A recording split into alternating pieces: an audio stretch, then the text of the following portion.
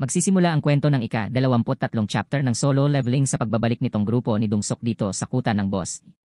Mukhang hindi nagustuhan nitong si Dungsuk ang naabutan at nasaksihan dito sa loob at hindi niya inaasahan na ito ang kanyang babalikan. Nagugulat ngang sinabi nitong isa na kung bakit buhay pa itong dalawa. Napansin din ng isa na mukhang patay na ang gagambang boss.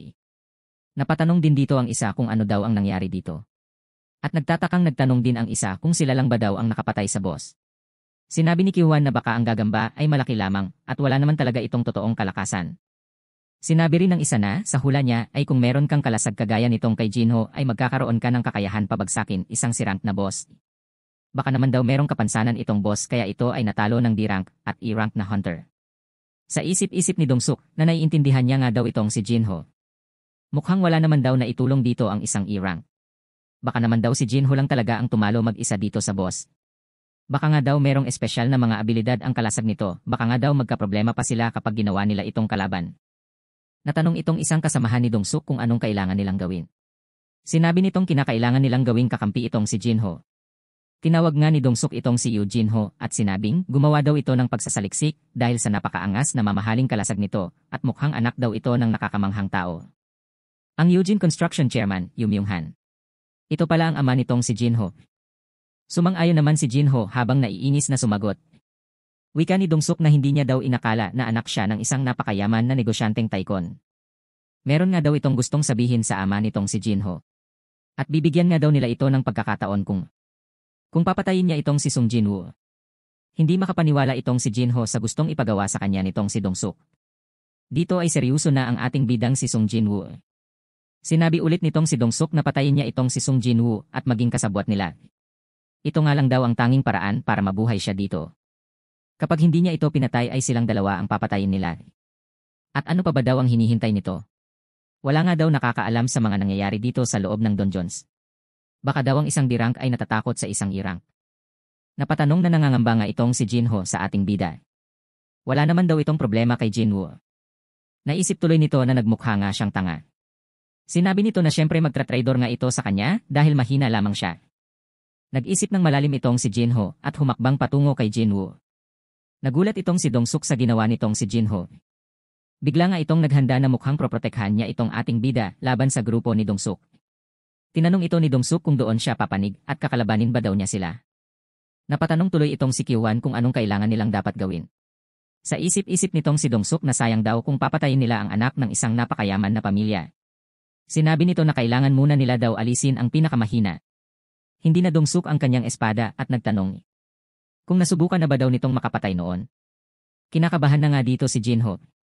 Habang kalmado pa naman itong ating bida, ngunit medyo alerto na ito sa mga magaganap. Dahil nga sa pangyayaring may nagbabanta sa kanyang buhay ay nagkaroon ito ng biglaang quest.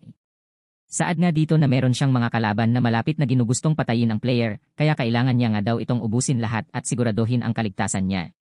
Kapag hindi niya nagawa ito ay magkakaroon siya ng penalty. At ang kailangan niyang talunin ay 8. Nagulat itong ating bida dahil bigla na nga lang kumilos itong sistem niya. Bigla na nga lang tumira ng liwanag itong si Kiwan.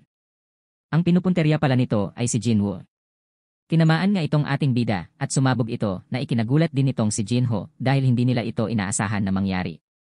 Tumalsik nga ng malayo itong si Jinwoo. Nag-alala nga itong si Jinho sa nagyari. Sinabi ni Dungsuk na hindi daw ito kailangan mag-alala sa isang tao na halos patay na. Galit na galit si Jinho na sinabing mamatay tao itong sila Dungsuk. Dahil nga sa tinamo nitong ating bida ay nagloloko ang kanyang system. Mukhang ang malaki ang pinsalang natamo niya dahil sa ginawa nitong ni Q1 sa kanya. Mukhang medyo nahihirapan pa nga itong si Jinwoo at iniisip kung paano. Kung paano niya nakalimutan na. Ang lugar na ito ay pinamamahalaan ba ng prinsipyo ng survival of the fittest. Mukhang dahil nga sa natamo niya na pinsala ay hindi siya makapag-isip pa ng malinaw. Naalala niya nga ang nakaraan na paulit-ulit na lamang siyang nakikipaglaban sa iba't ibang dungeons. Ilang beses na rin siyang nalagpasan ang mga buhay at kamatayang sitwasyon. Sa bawat paggaling niya ay muli lamang siyang papasok sa mas marami pa. Dahil nga sa paulit-ulit na mga pangyayari ay napagkamalan na niyang ligtas ang mga dungeons na ito. Bumalik na nga sa kanyang ulirat itong ating bida. At ito nga daw ay malinaw na pinipilit siyang magsagawa ng pagpatay. Mga banta nga daw ang mga ito, kaya ang patayin sila o piliin niya na siya na lamang ang mamatay. Mukhang hindi nga daw magiging maganda ang kakalabasan ng sistem kapag siya ay namatay. Mukhang hindi naman daw ito nagkataon lamang o dahil lamang sa kagustuhan ng Panginoon. Kinakailangan nga daw itong ating bida ng system. Kinakailangan nga daw siya nitong maging isang napakalakas. Nagsimula na nga siyang bumangon dito. Hindi nga lang daw basta gusto ng system na maging malakas lang siya. Masasabi niya nga daw na gusto nitong gawin na mas maging mas malakas pa nga siya sa kanyang sarili. Napatanong nga itong isang kasamahan na hunter ni Dong-suk na kung buhay pa ba daw ito. Nasabi na lang nitong ating bida na malinaw na nga daw sa kanya ang lahat. Nakabangon na nga itong ating bida at sinabing ginagamit siya ng system at gagamitin niya rin itong system. Inaasar nga nitong isang kasamahan si Kyuhwan dahil kinakailangan nga lang daw dapat ng isang tira upang talunin ang isang E-rank. Sinabihan nga ni Dong-suk itong si Kyuhwan na dapat pagbutihan niya ang mga trabaho nito at sumang-ayon naman dito si Kyuhwan. Sa isip-isip niya nga ay ginamit na nga niya ang buong lakas niya doon sa magic na itinira niya kay Jinwoo. Buong lakas niya daw itinuon lahat ng kapangyarihan niya at nagtataka ito kung paano pa nakabangon matapos yon. Sinabi nitong ating bida na dahil pinaglalaruan ng mga ito ang buhay ng mga tao.